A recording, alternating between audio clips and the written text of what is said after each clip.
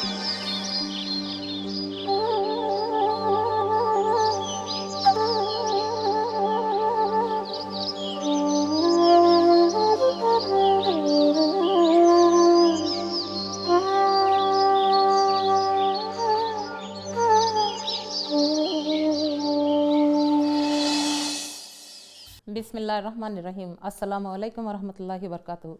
Karnataka state open university की जानिब से शेखुल जामिया डॉक्टर शरणप्पा वी हलसे और यहाँ के रजिस्ट्रार डॉक्टर KLN मूर्ति और मैं डॉक्टर सैयदा इशरत फ़ातिमा शोबा उर्दू की जानिब से आप तमाम का इस प्रोग्राम में इस्तकबाल करती हूँ। मैं उम्मीद करती हूँ कि मैं पिछली क्लास में आपको उर्दू अदब के अहमियत के बारे में मैंने बताया था और आपने बहुत सारा इस्तेफ़ादा किया होगा।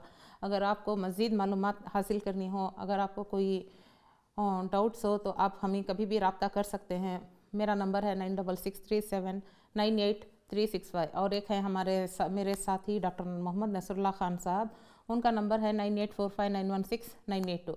आप हमसे कभी भी रब्ता कर सकते हैं। वर्किंग आवर्स में तो हम आप ही के लिए रहेंगे इंशाल्लाह। अगर हम मसरूफ़ रहेंगे तो आपका फ़ोन नहीं उठा पाए तो हम बाद में आपका फ़ोन नंबर देकर आपको कॉल कर लेंगे। आप कभी भी हमसे रब्ता कर सकते हैं बिना झिझक, हम आप ही के लिए हैं। आप कभी भी किसी भी परेशानी के लिए हो जो उर्दू अदब के मुताल्लिक़ हो या फिर यूनिवर्सिटी से जुड़े कुछ मामलात में जहाँ पर आपको परेशानी हो रही हो, आप कभी भी हमसे रब्ता करके हमसे अपनी परेशानियों का हल निकाल सकते हैं। इंशाल्लाह हम दूर करने की कोशिश करेंगे। तो आइए अब हम पढ़ते हैं उर्दू अदब के बारे में। उर्दू अदब जो है लिटरेचर में बहुत ही एक ख़ास मुकाम हासिल है। उर्दू अदब में दो हिस्सों को बांटा गया है, एक नस्र है और दूसरा नज़्म यानी कि शायरी। नस्र जो है रवां तसलसल पढ़ने के लिए कहा जाता है और नज़्म उसको कहा जाता है जो मोतियों को लड़ी में पिरोना। उसको शेर व शायरी के ज़रिए अपने जज्बात का इजहार करने का नाम शेर व शायरी है। वैसे ही नस्र में भी वैसा ही है जिसमें तबाज़ात दास्ताने अफसाने ड्रामे जो भी कुछ इंसान देखता है करता है उसको अपने अल्फाज में ढालकर अपने किताबों में ढालकर एक सबक की शक्ल में हमारे सामने पेश करने की कोशिश करते हैं। तो ऐसे ही दास्ताने बहुत सारी दास्तानें हैं जो उर्दू अदब में बहुत ही अहमियत के हामिल हैं, जैसे कि सबरस मुल्ला वजी की लिखी हुई दास्तान जो कि उर्दू अदब में बहुत ही क़दर के हामिल है। इसके अलावा मीर अमन की बाग़ो बहार, अलिफ लैला जो कि हज़ार दास्तान है जिसके अंदर अली बाबा 40 चोर, अलाउद्दीन का चिराग, ऐसे सब कहानियाँ मौजूद हैं। तो हम आज की इस क्लास में हम ड्रामे के बारे में पढ़ेंगे। ड्रामा जो है आजकल बहुत ही आसान है। हम टीवी सीरियल्स या सिनेमा घर में जाकर भी देखते हैं या फिर घर बैठे भी सिनेमा देखते हैं। टीवी अब उससे तो ज़्यादा आसान तो मोबाइल में भी हम बैठे जगह देख सकते हैं। जहाँ पर हम भी हो मोबाइल ऑन करके अगर कोई भी सिनेमा हो जो मशहूर हो गया हो काफ़ी, वो अगर देखना चाहें तो देख सकते हैं। ड्रामा बिल्कुल वैसे ही है जो अमल करके बताना, एक्शन के तौर पर ड्रामा इसमें हर बात अमल के ज़रिए पेश करके लोगों को लुत्फ़ अंदोज़ किया जाता है। ड्रामा जो है यूनानी लफ्ज़ है जिसके मानी करके दिखाना होता है। ये ड्रामा एक ऐसी सिन्फ अदब है जिसमें इंसानी ज़िंदगी की सदाक़तों को स्टेज पर नक़ल करके पेश किया जाता है। ड्रामे को अमल से जुड़ा हुआ अदब यानी परफॉर्मिंग लिटरेचर कहा जाता है, यानी ऐसा अदब जिसको मुख्तलिफ़ फ़नून लतूफ़ा जैसी मौसीक़ी, गीत, रक़्स और मुसव्विरी की मदद से ज़ेर अमल में लाया जाता है। यूँ तो ड्रामे की कई तारीफ़ें मिलती हैं, मगर इनमें से कुछ अहम तारीफ़ें मंदरजे ज़ैल पेश करती हूँ। ड्रामा असल की नक़ल है, यानी कि जो असल ज़िंदगी का होता है उसको हम स्टेज पर नक़ल करके नक़ली तौर पर पेश करके लोगों के सामने दिखाया जाता है। यानी ड्रामा अमल है और अमल ड्रामा है।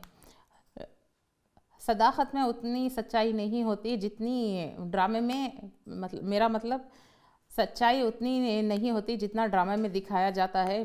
ड्रामे में थोड़ा मिर्च मसाला पेश करके दिखाया जाता है, तो इसी को ड्रामा कहते हैं, जिससे लोगों की उनको मसरूफ़ियत, उनको मसरूर मिले, उनको लुत्फ़ अंदोज़ हो सके, इसलिए ये ड्रामे को अमली तौर पर पेश करके दिखाया जाता है।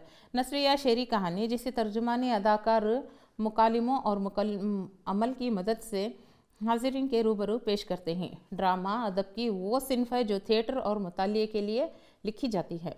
मुकालिमों की शक्ल में लिखी गई बयान या तहरीर जो रेडियो, टेलीविज़न और सिनेमा के लिए होती है। जैसे कि मैंने बताया आपको कि आजकल सिनेमा घरों में सब देखने के लिए आम है, वही ड्रामा है जो आराम से आप देख सकते हैं, समझ सकते हैं, जिसमें हीरो हीरोइन और एक विलन होता है।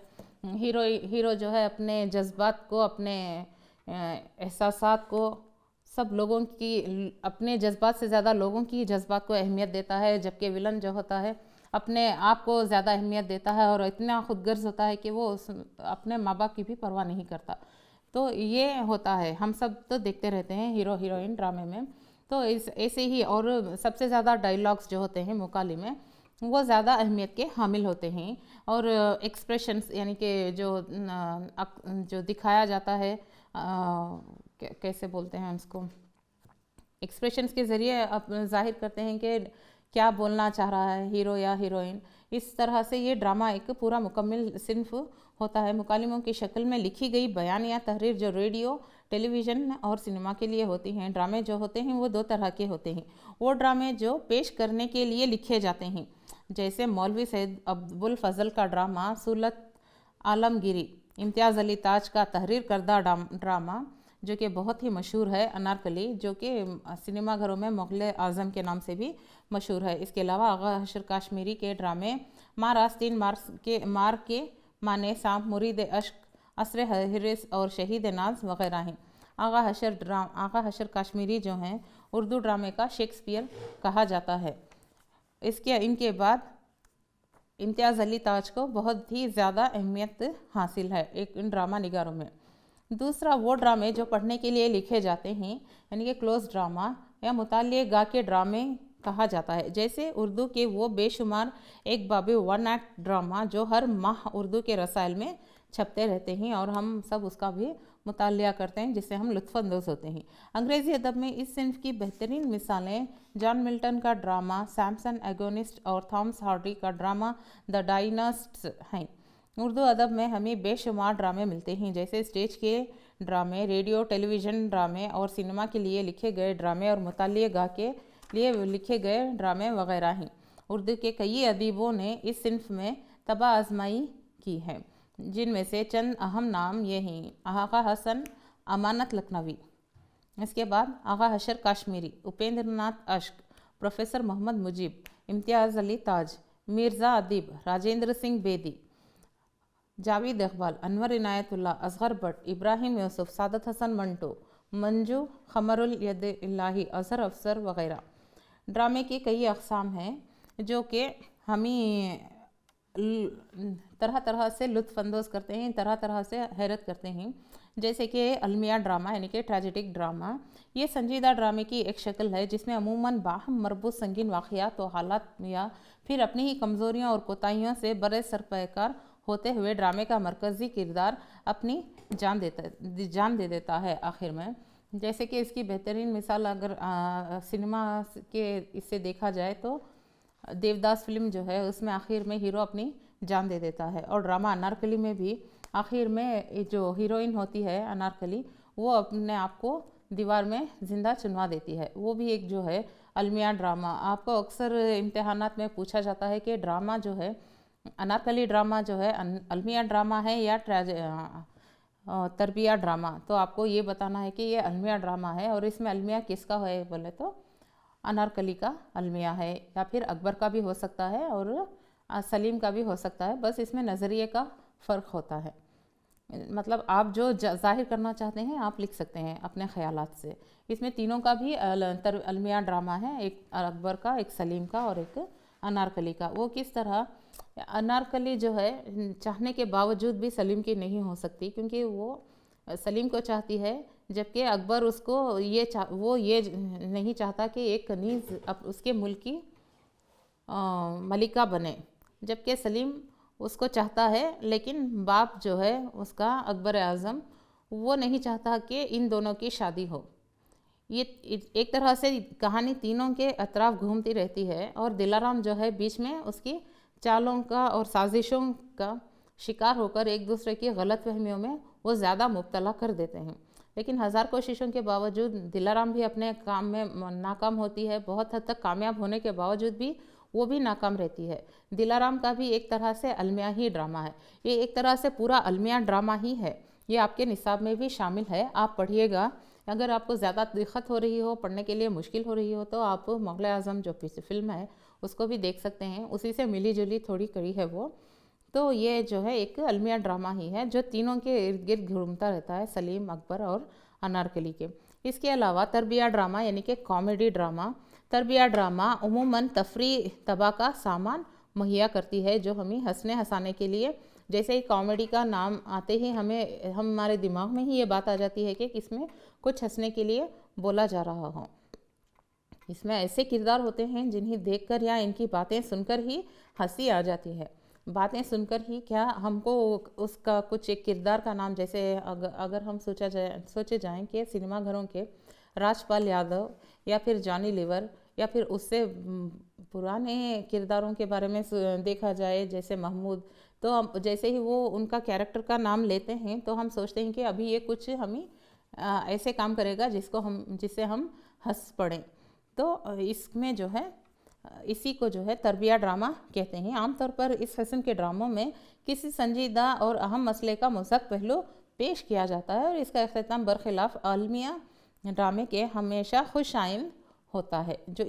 جو ڈرامے ہوتے ہیں اس میں اس کی جو ختم شدہ ہوتا ہے وہ ایک اچھے موڑ پر لے کر آ کر اس ڈرامے کو ختم کرتے ہیں. ڈراموں کا مقصد بنیادی طور پر لوگوں کو ہنسانا ہوتا ہے، مگر بعض ڈرامہ نگار تربیہ ڈراموں میں فکری عنصر بھی شامل کر دیتے ہیں. ہنستے ہنساتے جیسے طنز و مزاح، ہنستے ہنساتے ہی وہ ایک ایسی پہلو کو ہمارے سامنے لے آتے ہیں جو کہ حقیقت سے بالکل نزدیک ہوتا ہے. اس کے علاوہ فاسٹ ڈرامے، یہ ایک قسم کا تربیہ ڈرامہ ہے جس میں مضحکہ خیز فوق الفطرت واقعات ہوتے ہیں جن کی وجہ سے ڈرامے کے کرداروں کی بدحواسی اور سراسیمگی پیدا ہوتی ہے جس سے ہماری عقل حیران ہو جاتی ہے اور وہ اس طرح خود کو پریشانیوں اور الجھنوں سے دوچار کر کے ناظرین کے لیے ہنسی کا مواقع بھی فراہم کر دیتے ہیں. اس ڈرامے میں عموماً تصور کی بے لگامی ہوتی ہے اور خاص طور سے ڈرامے کی اس صنف کو ریڈیو بڑا رس آتا ہے. اوپیرا ایک سنجیدہ اور ایک رومانی ڈرامہ ہے جس میں رقص اور نغمے ہوتے ہیں اور انہی کی مدد سے اسے مختلف ڈرامائی مراحل سے گزارا جاتا ہے. اوپیرا کی کامیابی کا سارا دار و مدار موسیقی اور رقص پر ہی ہوتا ہے.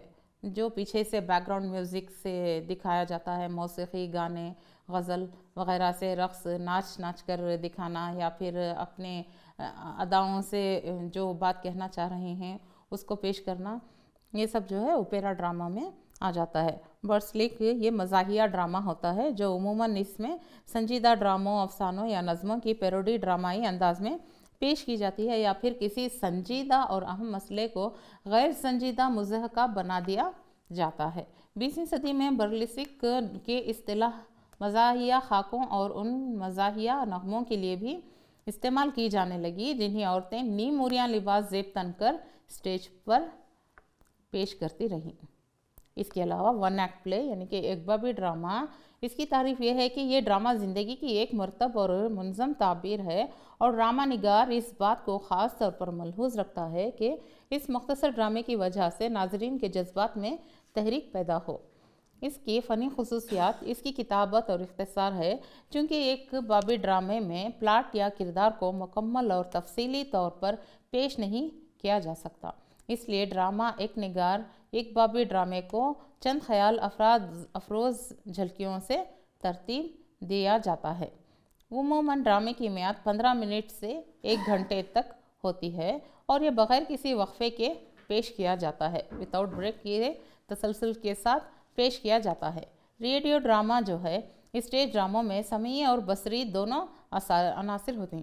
سمعی یعنی کہ سننا، بصری یعنی کہ دیکھنا، جبکہ ریڈیو ڈرامہ صرف سمعی یعنی کہ سننے کے لیے ہوتا ہے اور اس لیے ریڈیو ڈراموں کو تھیٹر آف دی ब्लाइंडर्स भी कहा जाता है, यानी अंधों का थिएटर। इसमें किरदारों को माइक के सामने मुकालिमे बोलने होते हैं, यानी कि सिर्फ एक माइक रख लिया जाता है और उसमें बोलते रहते हैं कि आवाज़ बदल कर एक ही आदमी या दो आदमी बैठकर सिर्फ अपने आप को आवाज़ें बदल कर लड़की की आवाज़ में या लड़के की आवाज़ में या बूढ़े आदमी की आवाज़ में या फिर बच्चों की आवाज़ में ये तरह तरह से बोलकर लोगों का लुत्फ़ करते रहते हैं।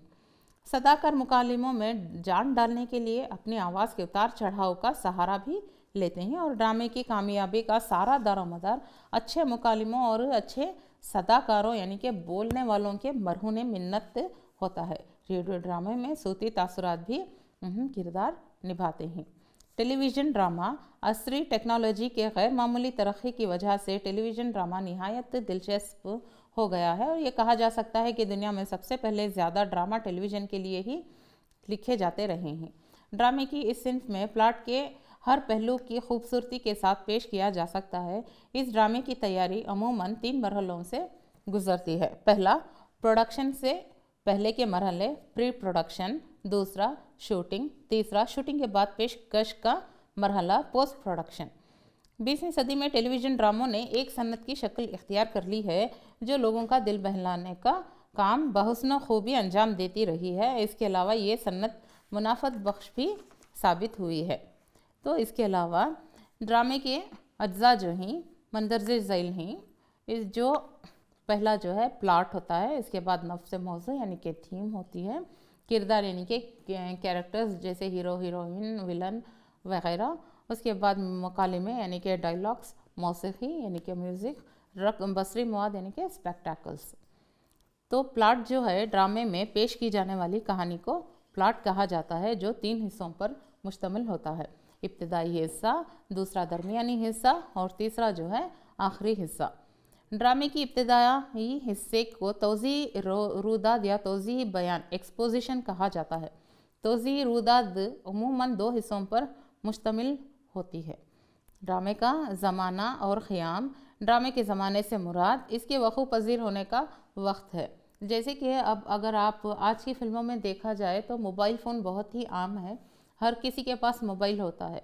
जबकि उससे पहले की आज से तकरीबन 20 साल पहले की अगर फ़िल्मों में देखा जाए, 20 साल या 10 साल पहले की भी फ़िल्मों में ही ले लें, जो होता है वही पेश किया जाता है। जबकि उस दौर में मोबाइल नहीं बल्कि टेलीफोन का रिवाज आम था। अगर आज के दौर में पहले की फ़िल्म बनाई जाएगी तो वो उस फिल्म में मोबाइल का इस्तेमाल हरगिज़ नहीं किया जाएगा, क्योंकि वो उस दौर की जो तहज़ीब होती है, तमद्दुन होता है, उस दौर में जो कुछ था वही पेश किया जाता है। जैसे कपड़े थे, जैसे लिबास वो तन करते थे, वैसे ही पहनकर पेश किया जाता है। तो ये ड्रामे का ख़ियाम, उसका ज़माना इसमें बहुत ज़रूरी होता है। और अगर आज के दौर का ड्रामा लिखा जाएगा तो आज के दौर में mobile phone, internet, computer, television, ये सब उसमें बहुत ही आम बात होगी। जैसे कि कुछ मालूम करना हो तो इंटरनेट से फ़ौरन मालूम करके लोगों के सामने पेश किया जाता है कि ये आज के दौर का ड्रामा है। अगर ड्रामा तारीख़ी है तो ड्रामा निगार इस बात की वजाहत करता है कि ड्रामे का ताल्लुक़ तारीख़ के किसी दौर से है, जैसे मुग़लिया दौर, आसिफ जाही दौर, कुतुब शाही दौर वग़ैरह। अगर इस ड्रामे की समाजी नोयत का है तो ये बता दिया जाता है कि इस ड्रामे का ताल्लुक़ माजी से है या हाल से है। जैसा कि मैंने आपको बताया कि जिस ड्रामे का जैसा लिखा जाता है वो वैसे ही हालात भी उस ड्रामे में पेश करने की भरपूर कोशिश की जाती है। ये बताने के बाद ड्रामा निगार हमें इस मकाम के बारे में बताता है जहाँ ये वाक़या हुआ है, जैसे दिल्ली, हैदराबाद, बेंगलुरु, बैंकॉक, लंदन और अमेरिका वग़ैरह। दौर और मकाम की वजाहत हाज़रीन के आगे पेश आने वाले वाक़यात की नोयत को समझने में मदद देती है। किरदारों के बाहमी रिश्ते। तौज़ीह रुदाद ही ड्रामा निगार हमें ड्रामे के किरदारों के बारे में भी बताता है कि वो कौन हैं और इनमें बाहमी रिश्ता क्या है। क्या वो आपस में रिश्तेदार हैं या पड़ोसी हैं या हम मकतब हैं या हम काम करने वाले हैं। तौज़ीह बयान के लिए ड्रामा निगार अमूमन 3 तरीक़ों को ज़्यादा इस्तेमाल करता है। ख़ुद कलामी में किरदार बुलंद आवाज़ में अपने आप से बातें करता है। ये तकनीक किरदारों के दिलों की बात सिर्फ नाज़रीन तक पहुंचाने के लिए होती है, जबकि خود کلامی سے ناظرین کو اس بات کا پتہ چلتا ہے کہ ڈرامے کے کردار کون ہیں اور وہ کیا سوچ رہے ہیں اور ان کے درمیان میں حل طلب مسئلہ کیا پیش ہو رہا ہے۔ اس کے علاوہ کورس اداکاروں کا ایک ٹولہ اصل کہانی کا موضوع بنا کر اس کہانی کے بارے میں بتاتے ہیں۔ اہم کردار اسٹیج پر ڈرامے کے اہم کردار آتے ہیں اور ان میں مکالمہ بازی بھی ہوتی ہے، جسے سن کر ہمیں ڈرامے کے زمانے، مقام اور دیگر ضروری باتوں کا بھی علم ہو جاتا ہے۔ اس ڈرامے کے اس ابتدائی حصے پر غور کیجیے۔ میں مثال کے طور پر یہاں ایک مکالمہ پڑھتی ہوں، آپ غور کیجیے۔